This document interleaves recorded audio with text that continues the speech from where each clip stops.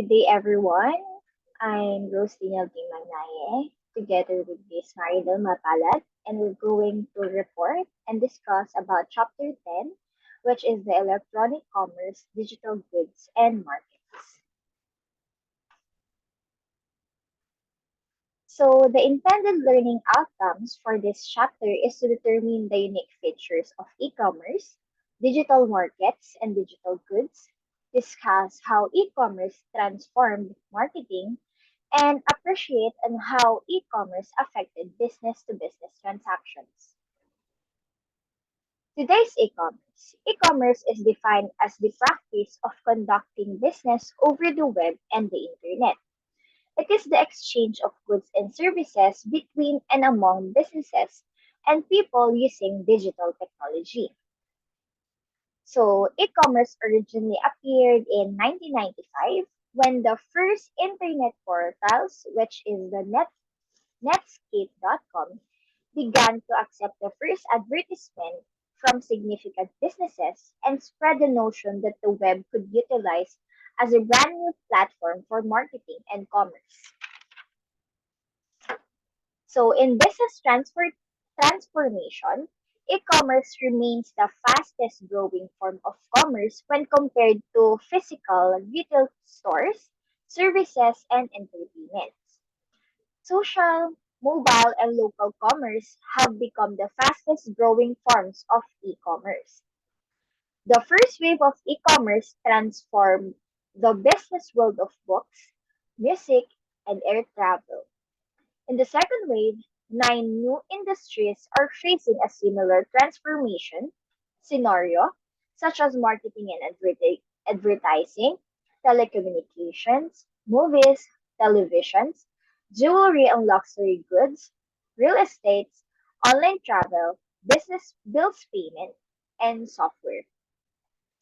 The breadth of e-commerce offerings grows, especially in services economy of social networking, travel, information clearinghouses, entertainment, retail apparel, appliances, and home furnishing. The online demographics of shoppers broaden to match that of ordinary shoppers. Pure e-commerce business models are refined further to achieve higher level of profitability. Small businesses and entrepreneurs continue to flood the e-commerce marketplace, often riding on the infrastructure created by industry giants such as Amazon, Apple, and Google, and increasingly taking advantage of cloud-based computing resources. Mobile e-commerce began to take off in United States, with location-based services and entertainment downloads, including ebooks, movies, and television shows. So why is it that e-commerce is different? First one is ubiquity, available at any time, almost everywhere. Its marketplace is extended beyond traditional boundaries and removed from a temporal and geographic location. It also reduces transaction costs, such as cost of participating in the market. So it is available everywhere, at work or at home, and elsewhere via desktop and mobile devices. Mobile devices extend service to local areas and merchants. Next is global reach. It permits commercial transactions to cross national and cultural boundaries far more conveniently and cost effectively than traditional commerce. So the technology reaches across the national boundaries around the earth. Next is universal standards, shared by all nations worldwide and enable any computer to link with any computer regardless of the tech platform each is using. The market entry costs merchants must pay to bring their goods to market, and its search cost is the effort required to find suitable product. So there is one set of technology standard, namely the internet standard. Next is richness rather. The complexity and content of a message. The web makes it possible to deliver rich messages, which text, audio, and video simultaneously to large audiences. Next is interactivity. Allow for the two-way communication between merchants and consumers. So the technology works through interaction with the user. Next is personalization. Customization, changing the delivered products or services based on the user preferences or prior behavior. So the technology allows personalized messages to be delivered to individuals as well as groups. Next is social technology, user content generation and social networking, much more social by allowing to create and share with their personal friends. So the technology supports content generation and social networking. Next is information density, the total amount and quality of info available to all market participants, consumers, and merchants. E-commerce reduces information collection, storage, processing, communication costs while increasing the currency, accuracy, timeless of information. In terms of price transparency, the ease with which consumers can find out the variety of prices in a market. In terms of cost transparency, the ability of consumers to pay or to discover the actual cost merchants pay for products.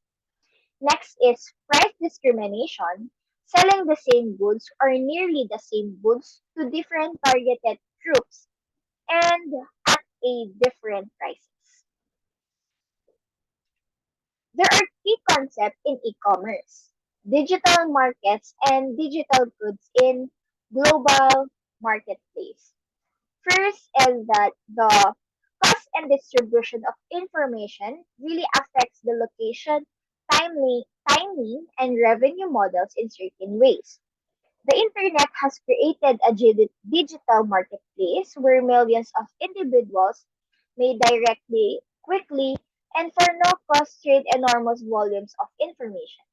So as a result, the internet has altered how businesses operated and expanded their global reach.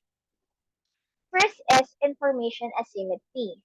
It exists when one party in a transaction has more information than it is important for the transaction than the other party. So, for example, digital marketers are believed to be more transparent than traditional markets in the suppliers and customers because they see the prices being charged for the goods. So, for instance, there was a considerable knowledge imbalance between vehicles dealers and customers before to the development of online auto selling sites. Only the auto dealers were aware of the manufacturer's price, making it challenging for the customers to compare rates. Next is menu costs, merchant costs of changing prices.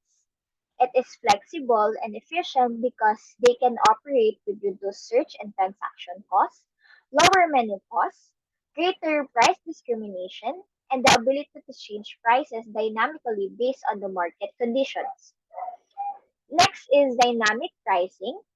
Price of products varies depending on the demand, characteristic of the customer, or the supply situation of the seller. It may reduce or increase the switching costs depending on the nature of the product or service being sold, and may cause delay in gratification.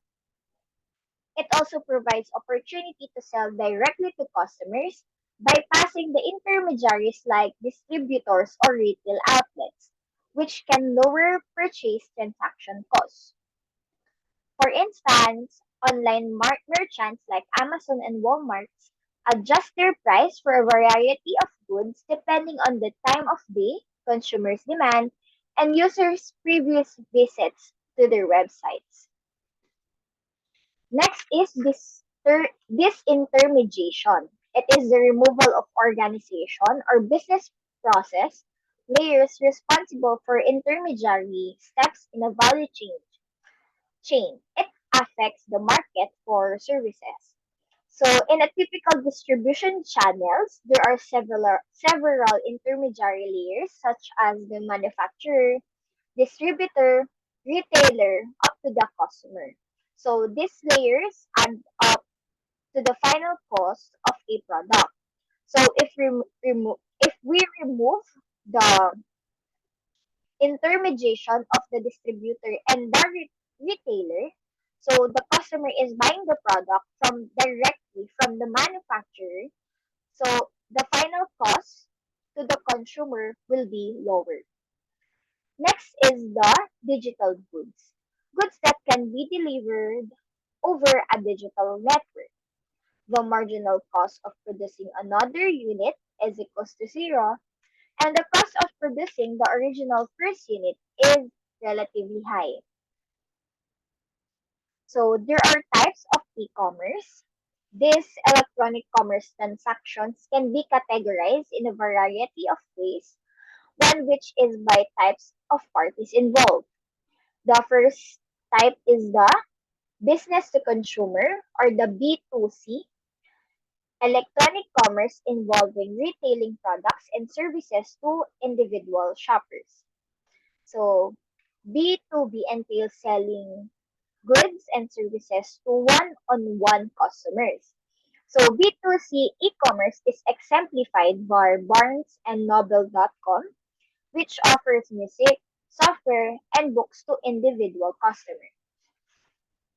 Next is the business to business or B2B, electronic commerce involving sales of goods and services among businesses. So it refers to the exchange of goods and services between businesses. An example of this is a website for buying and selling chemicals and plastics from ChemConnect.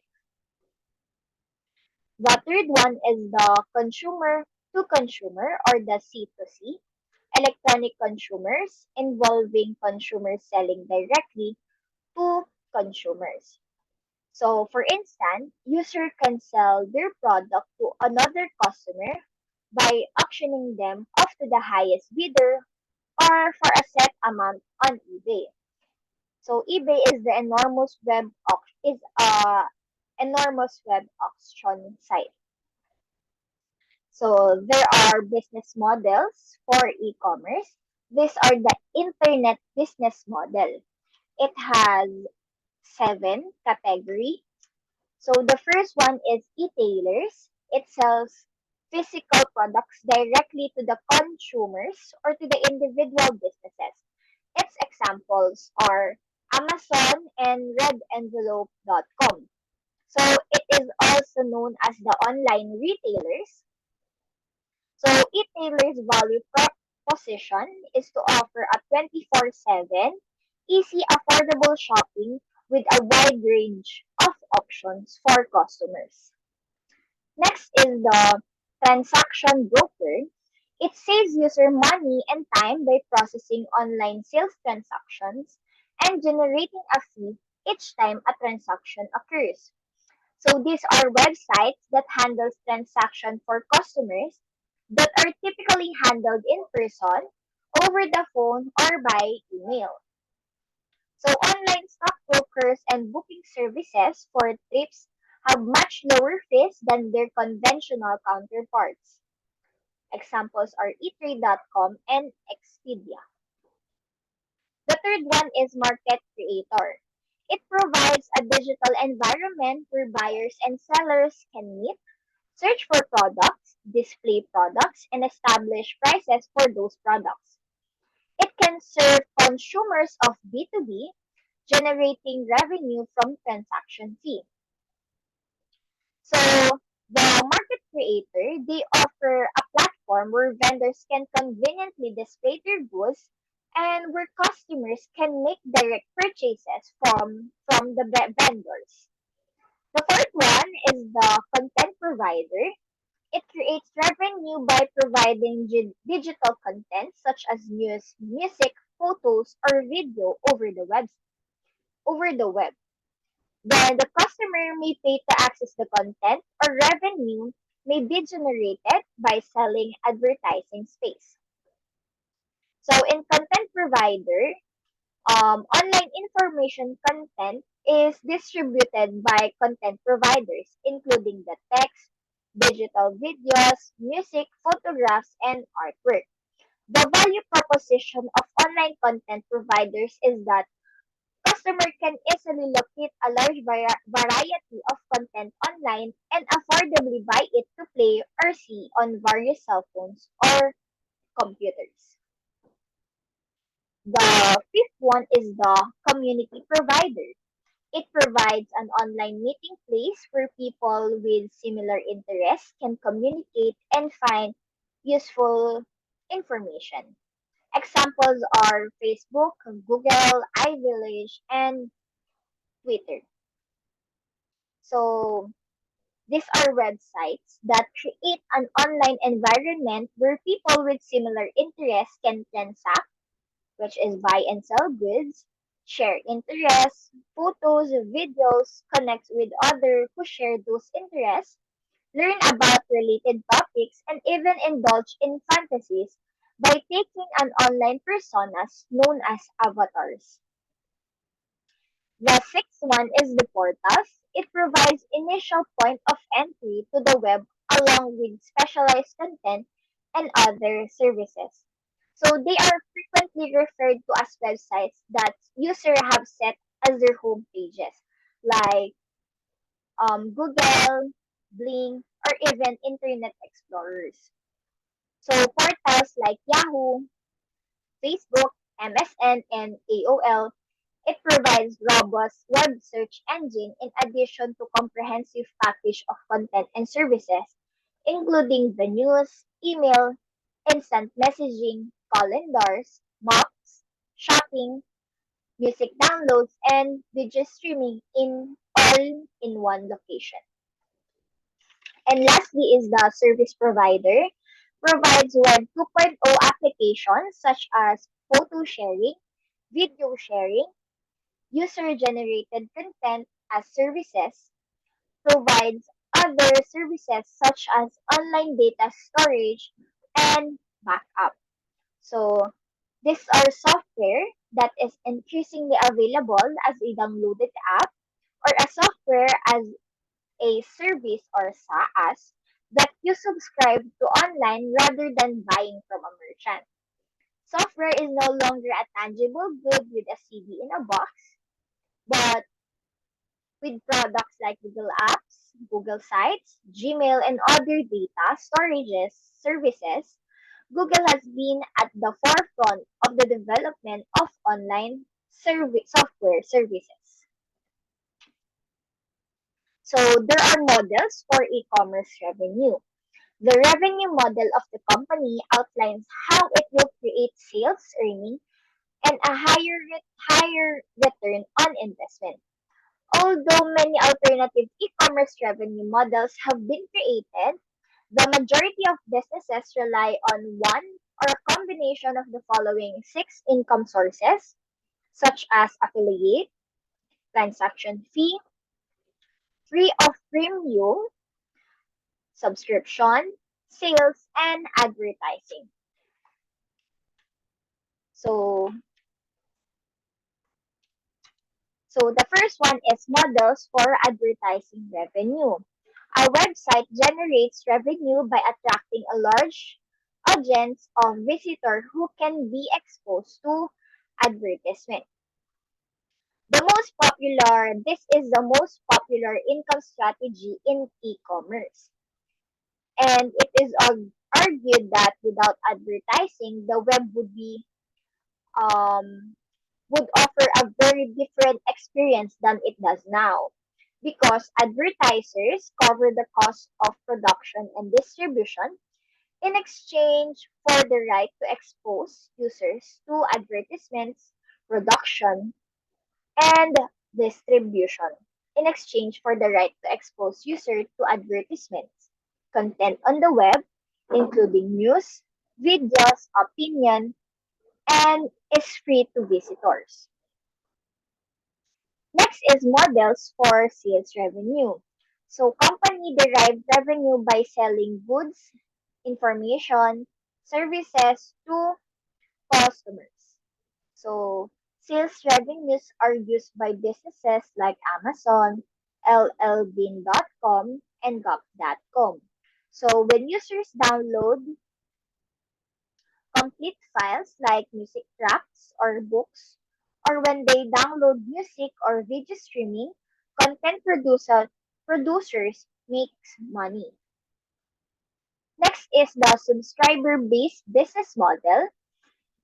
It is a website offering content or services, charges a subscription fee for access to some or all of its offering on an ongoing basis.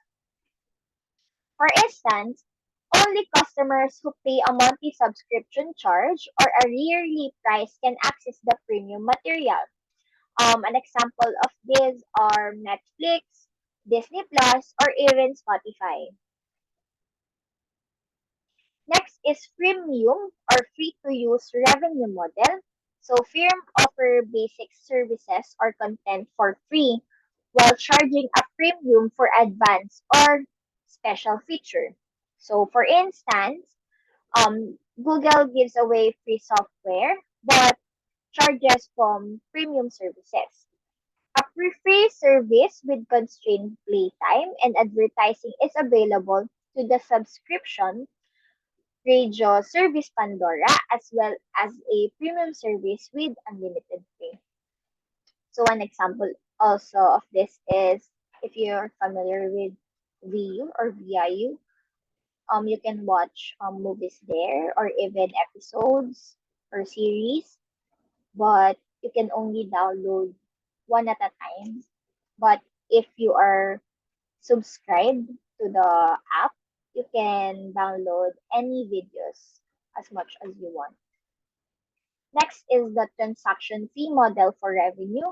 A company receives a fee for enabling or executing a transaction. So a fee is paid by a corporation in the transaction fee revenue model in exchange for facilitating or carrying out a transaction. As an illustration, eBay offers an online auction marketplace and charges a small transaction fee to sellers who are successful in selling their goods there. Next is the model for affiliate revenue. Websites send visitors to another website in return for a referral fee or percentage of the revenue from any resulting sales. So in exchange for commission or a share of sales of proceeds, um, websites connect visitor to another website. So for instance, MyPoints generates revenue by introducing businesses to new clients by providing members with exclusive discounts. Members who take advantage of the clients Members who take advantage of a promotion and make a purchase receive what you call points that can be redeemed for free goods and services. And my points is compensated for our referral. So that ends my report. The continuation of this chapter will be reported by Miss Makalat. Thank you.